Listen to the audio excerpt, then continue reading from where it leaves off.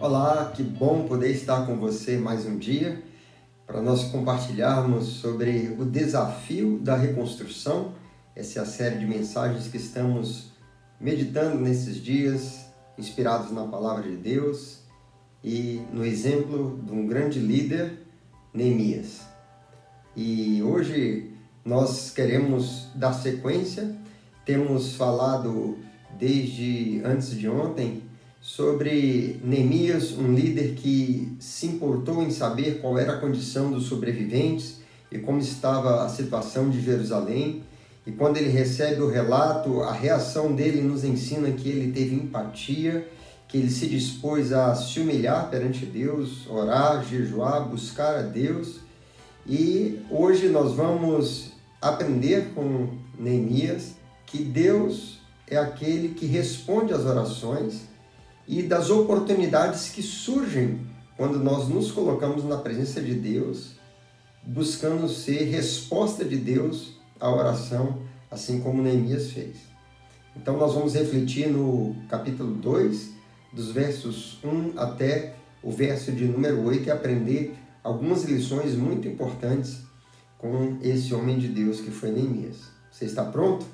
Então vamos lá. A primeira lição que nós aprendemos depois da oração, do jejum, do lamento e de se colocar como resposta de oração a Deus, é que o Senhor colocará pessoas diante de nós com recursos para nos ajudar. Veja aí o que fala os versículos 2 a 4 do capítulo 2. Diz assim: No mês de Nissan, do 20º ano do rei Artaxerxes, na hora de servir-lhe o vinho, levei-o ao rei. Nunca antes eu tinha estado triste na presença dele. Por isso o rei me perguntou: por que o seu coração parece tão triste se você não está doente? Essa tristeza só pode ser do coração. Com muito medo eu disse ao rei: que o rei viva para sempre? Como não estaria triste o meu rosto se a cidade em que estão sepultados os meus pais está em ruínas e as suas portas foram destruídas pelo fogo? O rei me disse: o que você gostaria de pedir?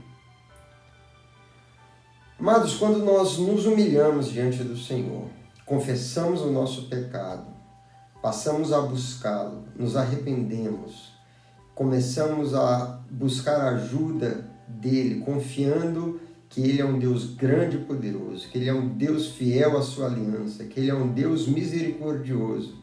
E quando nós nos dispomos a sermos resposta à oração que estamos fazendo, você pode crer e confiar que o Senhor vai responder essas orações e essa atitude que você teve.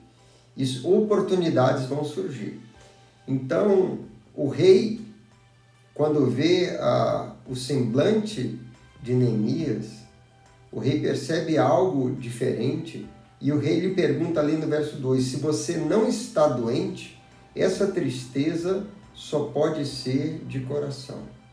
Sabe, queridos, que nesses dias muita gente está triste por consequência da doença, da enfermidade, da contaminação. Mas também há muita gente que está triste por diferentes razões. Eu creio que o Senhor colocará pessoas diante de nós que conseguirá identificar a tristeza que nós estamos vivendo. Agora, quando a gente fala de tristeza, a palavra de Deus nos ensina que há dois tipos de tristeza. A tristeza segundo Deus e a tristeza segundo o mundo. Nós vemos isso lá em 2 Coríntios, capítulo 7, versos 9 a 11, quando o apóstolo Paulo, escrevendo àquela igreja dos Coríntios, diz assim: a tristeza segundo Deus produz um arrependimento que leva à salvação e não remorso. Mas a tristeza segundo o mundo produz morte. Vejam o que essa tristeza segundo Deus produziu em vocês. Que dedicação, que desculpas, que indignação, que temor, que saudade, que preocupação, que desejo de ver a justiça feita. Em tudo vocês se mostraram inocentes a esse respeito. Amados, essa era a tristeza que Neemias estava experimentando. Uma tristeza movida pelo Senhor, que havia conduzido em uma oração de humilhação, de arrependimento, de confissão, de quebrantamento e de desejo de mudança. E essa tristeza é a tristeza que nós esperamos que, como igreja, estejamos experimentando nesses dias, movidos por uma ação do Espírito de Deus, nos impelindo, nos levando a uma atitude de quebrantamento, de rasgar o coração, como falamos ontem, não as vestes, de proclamar um jejum, uma súplica, uma assembleia solene e de clamar, Senhor, poupa-nos, né? Quando somos tomados por essa tristeza segundo Deus, essa tristeza, nos ensina a palavra, que ela nos impele, ela nos lança para uma ação, para buscar fazer alguma coisa para mudar a realidade. E essa tristeza produziu em Neemias exatamente isso, um desejo de mudança, um desejo de ver justiça feita, um desejo de ver uma transformação, uma reconstrução. Essa tristeza produziu no coração de Neemias uma preocupação pela situação. Não uma melancolia, não uma autocomiseração como a tristeza do mundo produz, mas a tristeza, segundo Deus, de certa forma, é saudável. E ali o rei percebe essa tristeza na face de Neemias e o rei lhe faz uma pergunta. Que tristeza é essa? Se não é por causa de doença, é tristeza de coração. Eu creio que Deus nos colocará diante de pessoas que perceberão o que há no nosso coração.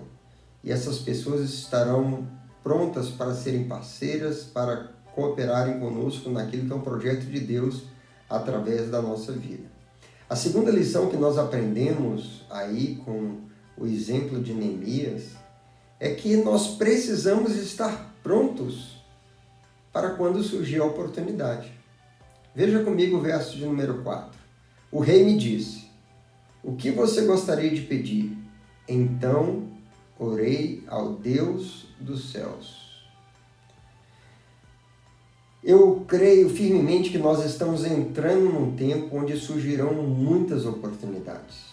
Nós teremos diante de nós uma sociedade com muita gente aflita, com muita gente desorientada, perdida, necessitada e, consequentemente, pessoas mais vulneráveis à palavra de Deus. Ainda ontem, queridos, eu falava com um amigo que trabalha com essa questão de prestar consultoria na área financeira e juntos nós falávamos da necessidade que haverá muito de serviços dessa natureza diante desse cenário econômico que se desenha nesse tempo pós-pandemia. Não somente de consultores financeiros para ajudar as pessoas, para orientar as pessoas a tomar as decisões financeiras, para reorganizarem sua vida, para se readaptarem a esse novo contexto, mas psicólogos que vão precisar ministrar as pessoas diante das suas emoções, né, afetadas. Vamos precisar de conselheiros, vamos precisar de pastores, vamos precisar de pessoas dispostas a serem suporte, a caminhar com as pessoas que vão estar vivendo um momento de muita aflição, de muita ansiedade, de muita preocupação. Essa é uma janela de uma oportunidade enorme que se abre e nós precisamos estar pronto quando a oportunidade surgir. Então, a nossa atitude como a de Neemias é de estar pronto, porque se você está orando, se você confessou diante de Deus os pecados dessa nação, se você se arrependeu, se você está buscando ser resposta de Deus e com o desejo de reconstruir a nação, esse teu desejo está alinhado com o desejo de Deus e a resposta virá. Oportunidades vão surgir. Quando elas surgirem, nós precisamos estar prontos. Neemias estava pronto. Então o rei pergunta para ele: o que você me pede agora? Agora, a gente precisa saber o que pedir. Essa é a terceira lição que nós aprendemos aqui com Neemias. Nós devemos saber o que pedir. Tiago, capítulo 4, verso 3 diz: quando pedem, não recebem, pois pedem por motivos errados, para gastar em seus prazeres.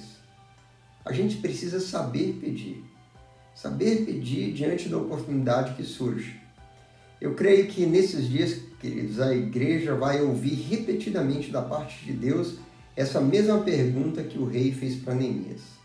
O que você me pede agora? E nós vemos ali a reação, a atitude, a resposta de Neemias, ainda no verso 4, quando diz: então orei ao Deus dos céus. Bom, nós aprendemos aqui com Neemias que nós precisamos estar em alerta, que nós precisamos estar em oração, ligados, conectados com o Senhor, para não deixarmos passar a oportunidade, para não perdermos a oportunidade. Precisamos também estar sensíveis à voz do Espírito Santo, porque nós não sabemos orar como convém, diz a palavra de Deus. Mas o Espírito nos ajuda, intercedendo por nós. Então nós precisamos ser guiados pelo Espírito Santo no que pedir nesse tempo, quando surgirem as oportunidades, a fim de que nós possamos pedir com assertividade, pedir com precisão, pedir de uma forma que vai cumprir o propósito que nós temos colocado em nosso coração nesse projeto de reconstruir a nação. E Neemias pediu. O que Neemias pediu? Neemias pediu, em primeiro lugar, tempo.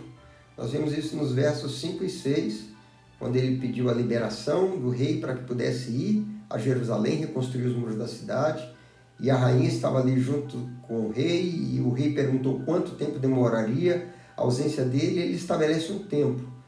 Amados, eu realmente creio que uma janela de tempo vai se abrir para a igreja, para projetos pontuais, para necessidades específicas, para oportunidades que vão gerar impacto na sociedade, revelar a glória de Deus através da atuação da igreja, através da minha vida e da sua vida.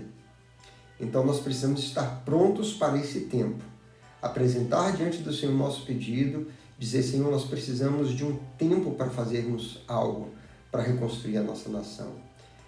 Diz ali também que Neemias pediu um acesso, ele pediu cartas para que mostrasse aos governadores e pudesse ter a permissão para que passasse.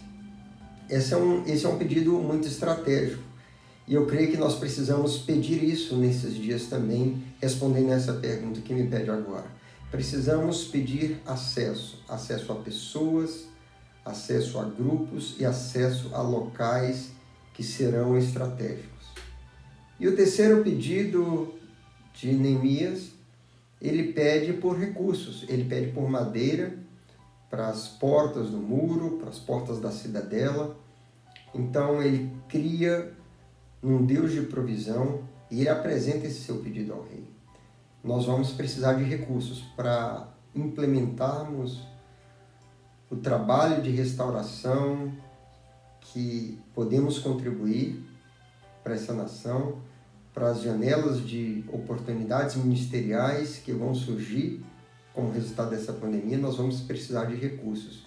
E Deus é o Deus da provisão, é o Deus que tem todos os recursos. O céu não está em crise, queridos, mas quando nós pedimos segundo a orientação de Deus, Ele nos ouve. Essa é a quarta lição que nós aprendemos nesse episódio de Neemias. O versículo de número 8 termina dizendo assim: visto que a bondosa mão de Deus estava sobre mim, o rei atendeu os meus pedidos. Ora, 1 João capítulo 5, versos 14 e 15, nos ensina que esta é a confiança que temos ao nos aproximarmos de Deus. Se pedirmos alguma coisa de acordo com a sua vontade, Ele nos ouve.